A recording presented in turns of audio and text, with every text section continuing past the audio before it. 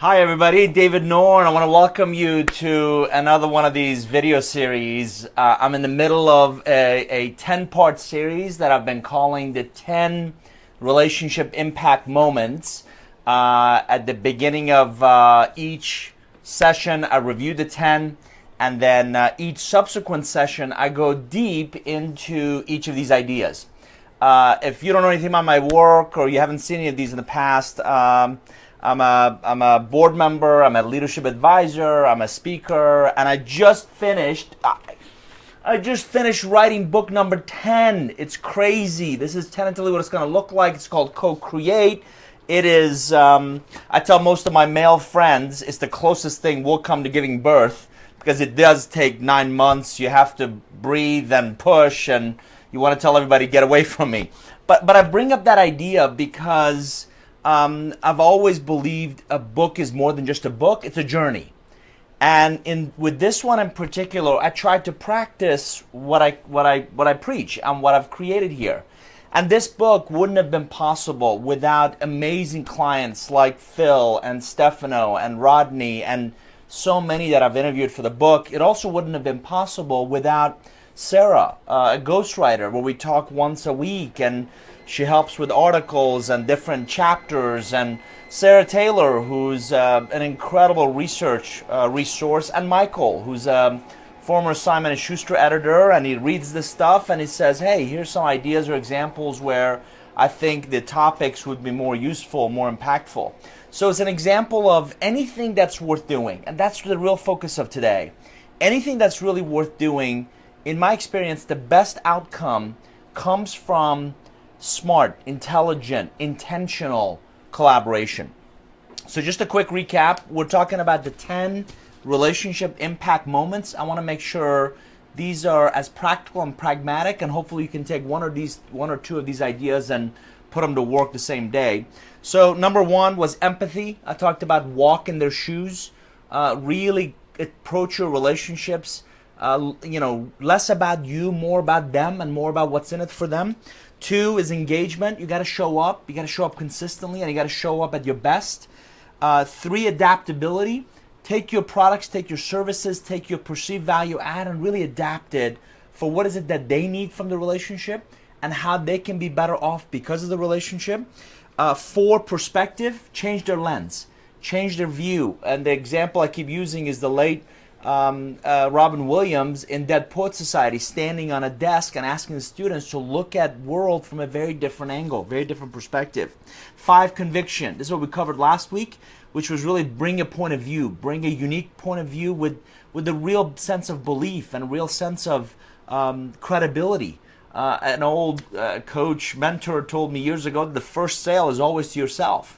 Do you believe in the product or the service or the value that you're providing? Today's section is going to be focused on collaboration, and collaboration specifically to make it stronger together. Again, best clients over the years, best relationships I've ever had over the years have been when we collaborated together to create a great end result. 7, selflessness. The more you reduce your self-interest, and this I'll talk a lot more about this next time, the more they're willing to share, the more open they'll be in really sharing their concerns, their challenges, what they're struggling with. 8, accountability. Own it. Very few people get excited with finger pointing, whether it's repairing the HVAC at the house or any major project.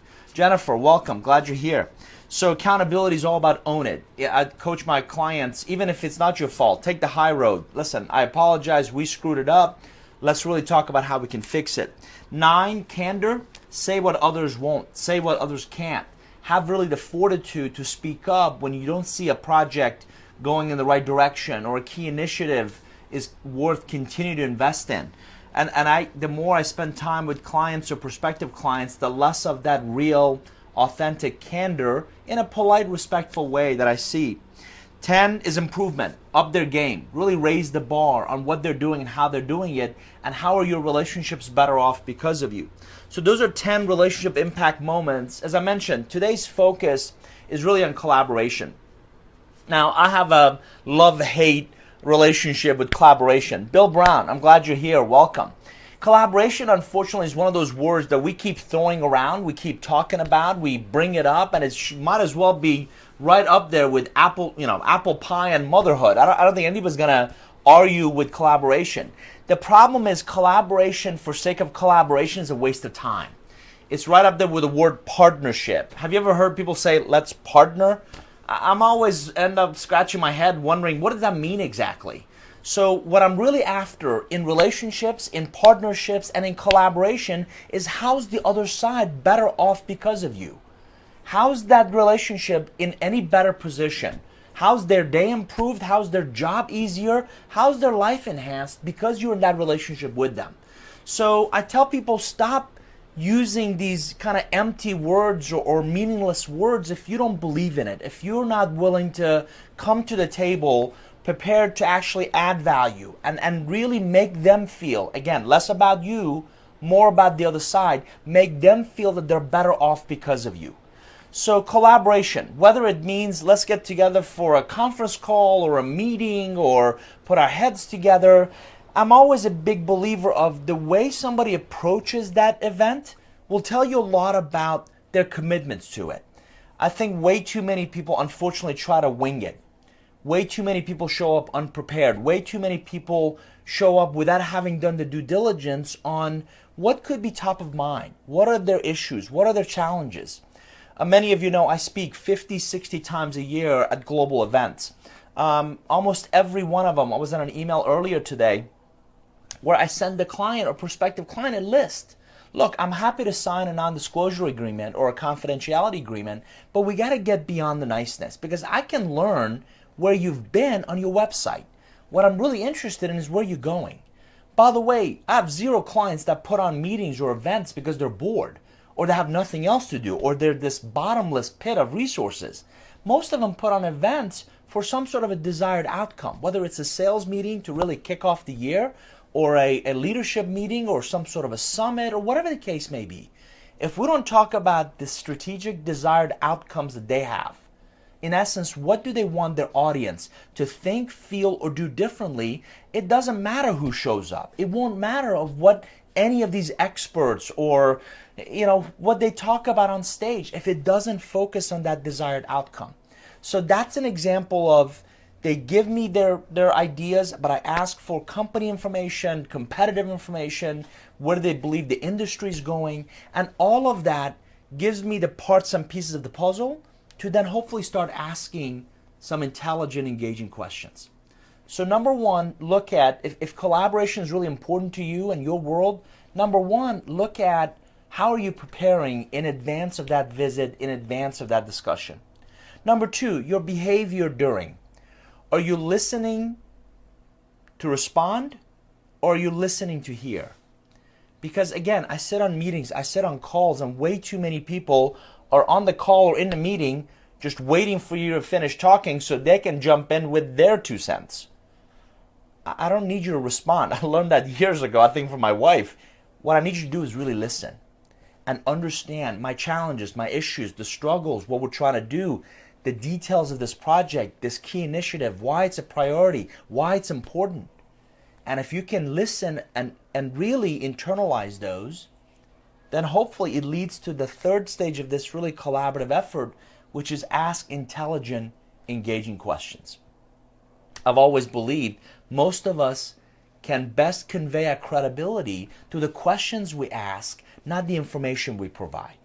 Whether it's a board meeting I sit on or a leadership retreat I kind of observe or moderate, I'm heading up to DC later this week to observe a CEO roundtable of industry and a whole lot of military officers.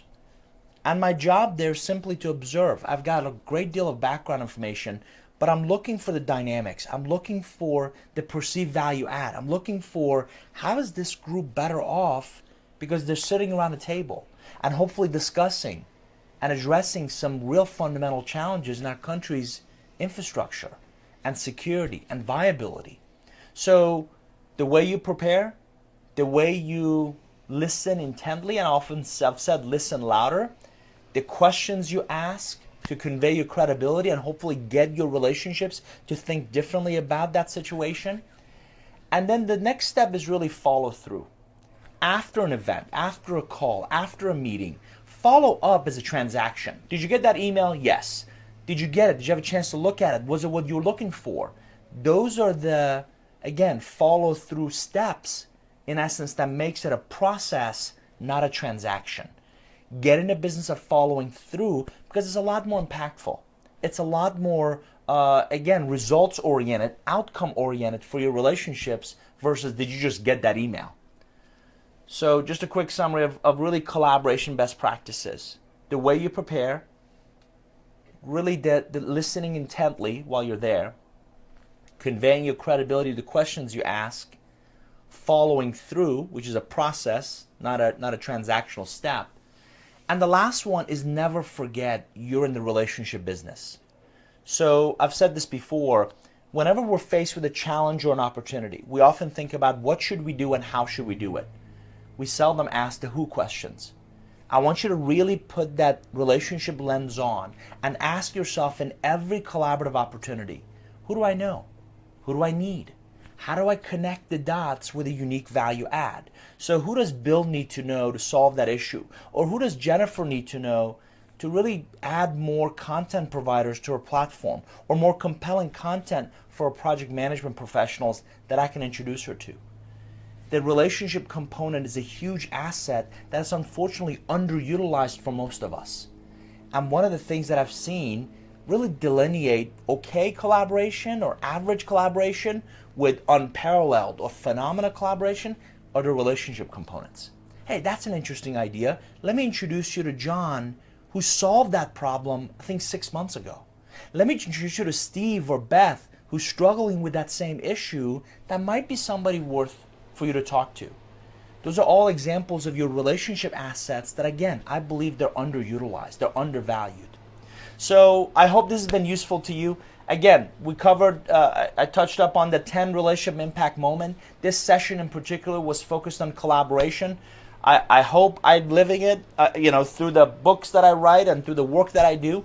And I welcome your feedback on this video in the various channels, social media channels that will post it as well.